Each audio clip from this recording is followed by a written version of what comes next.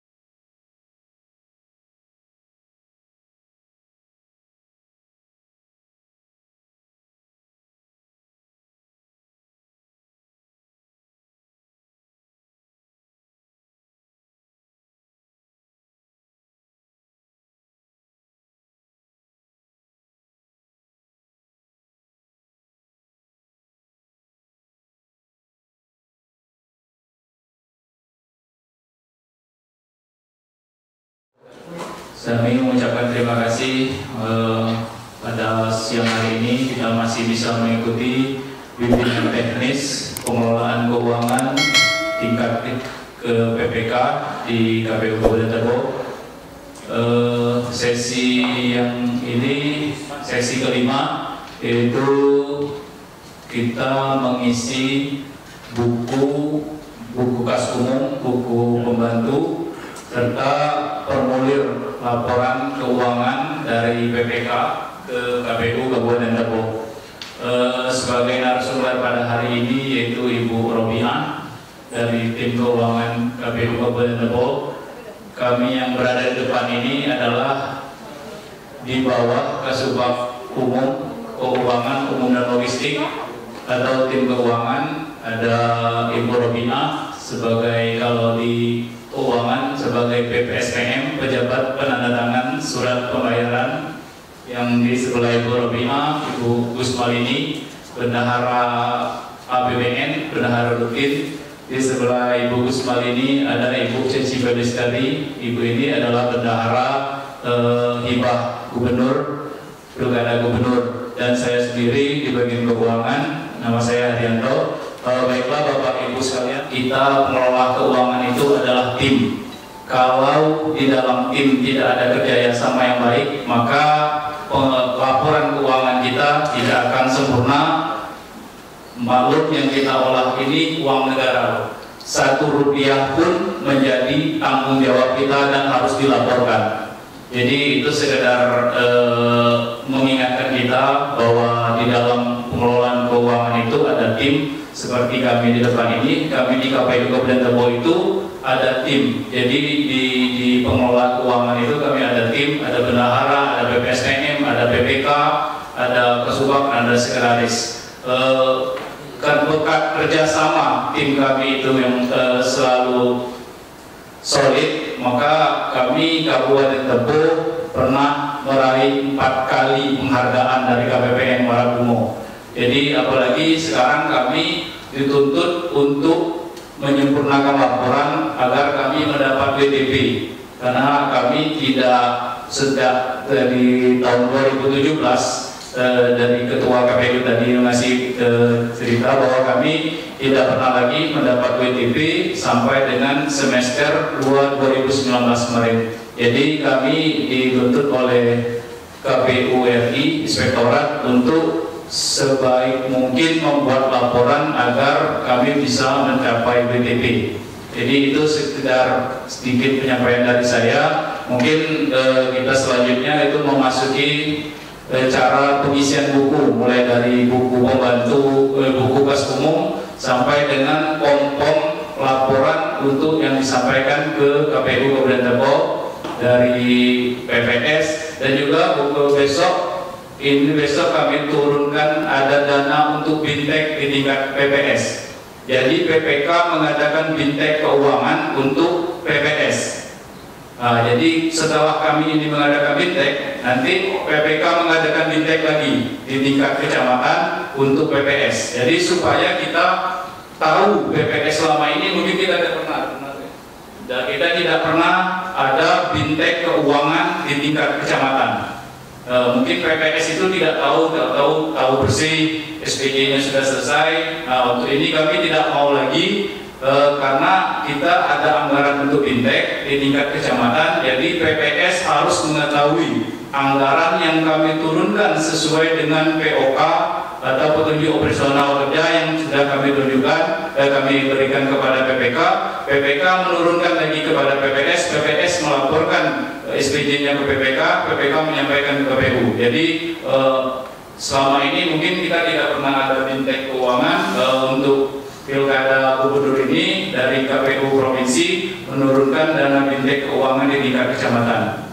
Saya rasa itu sekadar pembuka. Kami minta kepada Ibu Romiah waktu dan tempat bersilakan. Assalamualaikum warahmatullahi wabarakatuh. Yang saya hormati seluruh tim pengelola keuangan KPU Kabupaten Tebo, yang saya hormati Sekretaris dan Pengelola Keuangan PPK se-Kecamatan Kabupaten Tebo. Alhamdulillahirabbil alamin. Assalatu wassalamu ala asrofil anbiya'i wal mursalin wa ala alihi wa sahbihi rasulillahi ajma'in, amma ba'du. Pertama-tama marilah kita memanjatkan puji dan syukur kehadirat Allah Subhanahu wa taala, yang mana atas limpahan rahmatnya kita masih diberi kesempatan, diberi kesehatan untuk dapat berkumpul pada hari ini dalam rangka bintek pengelola keuangan tingkat Kabupaten Tebo dalam rangka menghadapi Pilkada Gubernur tahun 2020. Bapak Ibu yang saya hormati, sedikit sebelum kita memasuki ke sesi pengisian buku seperti yang sudah disampaikan oleh Bapak Ari tadi, mohon nanti ini dipelajari, memang benar-benar agar diketahui, dipahami. Karena apa? Karena akan ada lagi bintek yang akan menyentuh PPS se-Kabupaten Tebo. Nah, tugas Bapak Ibu di sini nanti yang akan memberikan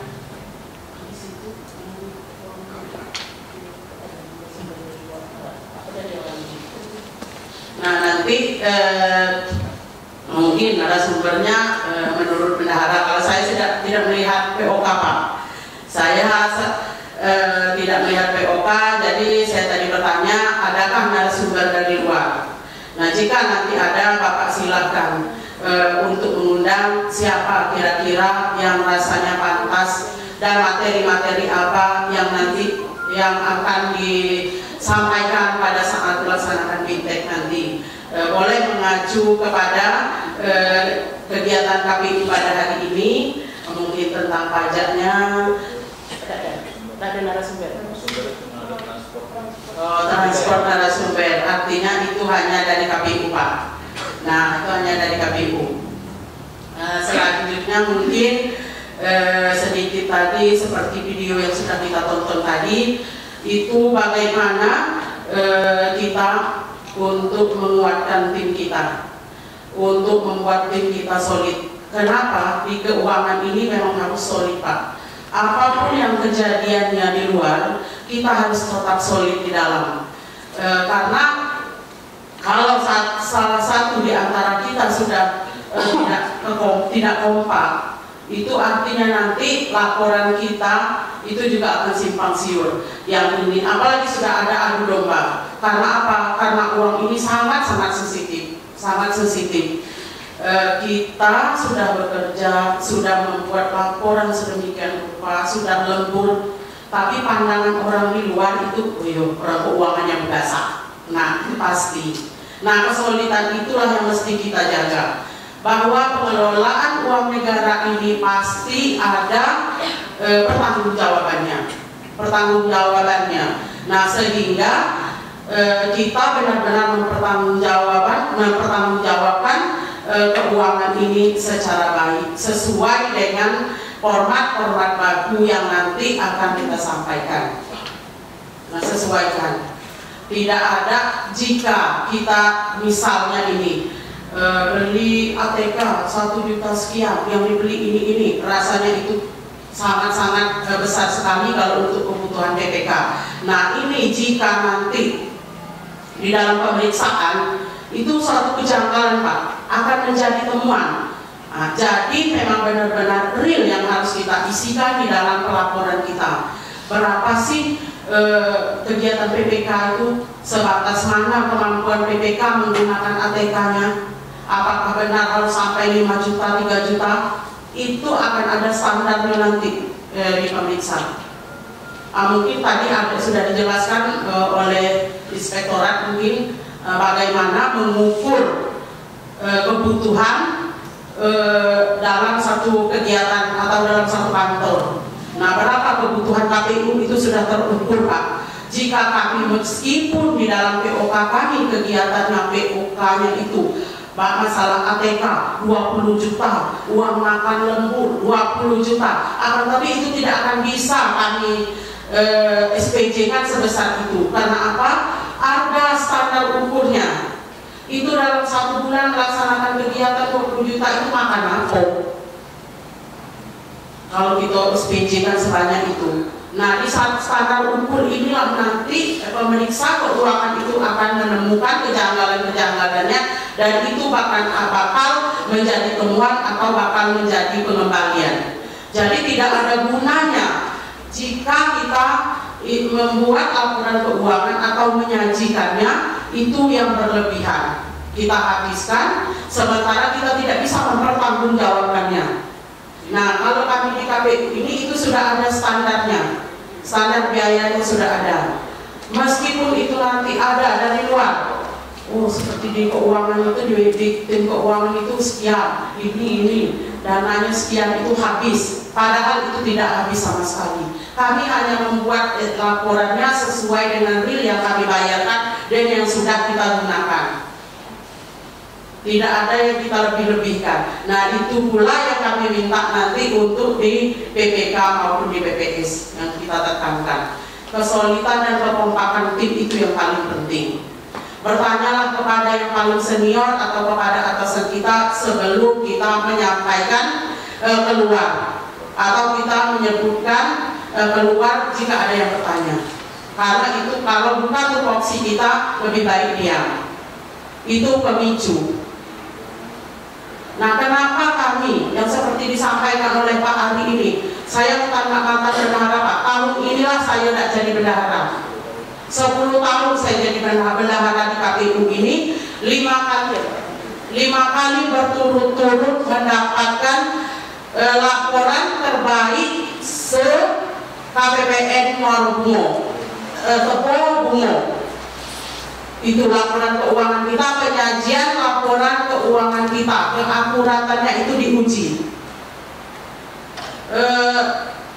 Mungkin berapa saker itu untuk tebo ini 76 saker. Kami sudah berturut-turut mendapatkan 5 kali berturut-turut juara 1, juara pertama terbaik, dan sudah mendapatkan apresiasi. Apa imbas dari laporan keuangan ini? Berimbas kepada seluruh pelaporan atau kegiatan yang ada di Komisi Pemilihan Umum. Misalnya LAKIP. LAKIP ini laporan kinerja KPU Kabupaten Tebo se-Provinsi Jambi ini mendapatkan predikat B. Untuk provinsi itu sendiri atau kabupaten lain masih mendapatkan predikat C. Kenapa? hanya KPU Kabupaten Tebo mendapatkan predikat B karena salah satu penunjang terbesar di laporan keuangan. Untuk itu marilah kita bersama-sama kami menghimbau kerjasama yang baik dengan KPU, kerjasama yang baik oleh PPK dengan KPU. Dan kami ucapkan juga ribuan terima kasih kepada seluruh tim pengelola keuangan PPK tahun yang lalu. Yang saya perhatikan di sini masih banyak yang tahun yang lalu, karena berkat laporan kita juga kita mendapatkan predikat terbaik. Karena insya Allah yang tahun kemarin itu laporannya sudah mendekati sempurna. Provinsi Jambi pun ya lihat sudah pernah turun ke KPU Tebo. Beliau juga sudah sanggup kok sebanyak ini, bisa tersusun dengan rapi pelaporan keuangan untuk Kabupaten Tebo. Dan sudah bisa jadi contoh, dan kita juga mereka sudah menyebut nama Tebo. Kalau memang mau lihat coba ke Tebo. Di Tebo itu laporannya sudah bagus, sudah tersusun rapi. Bapak Ibu kalau sekali-kali boleh lihat di ruangan keuangan itu sudah laporan yang Bapak Ibu sampaikan itu sudah tersusun dengan rapi. Insya Allah jika kita cari itu sudah gampang untuk mencarinya, sudah kita arsipkan. Nah itu. Jadi laporan ini tidak main-main. Karena kalau tidak ada duit tidak bisa jalan kegiatan. Seluruh tahapan pemilu tidak akan bisa jalan tanpa uang negara. Uang ini uang negara, tentu ada pertanggungjawabannya. Setelah pelaksanaan pemilu itu akan masuk pemeriksa untuk memeriksa sejauh mana kita bisa mempertanggungjawabkan uang negara yang sudah kita belanjakan. Nah mungkin itu Pak sedikit dari saya. Kita langsung mungkin nanti masuk ke pengisian pembukuan. Jika nanti ada tambahan dari teman-teman yang di samping kiri kanan saya, mungkin itu nanti setelah ini kita tambahkan.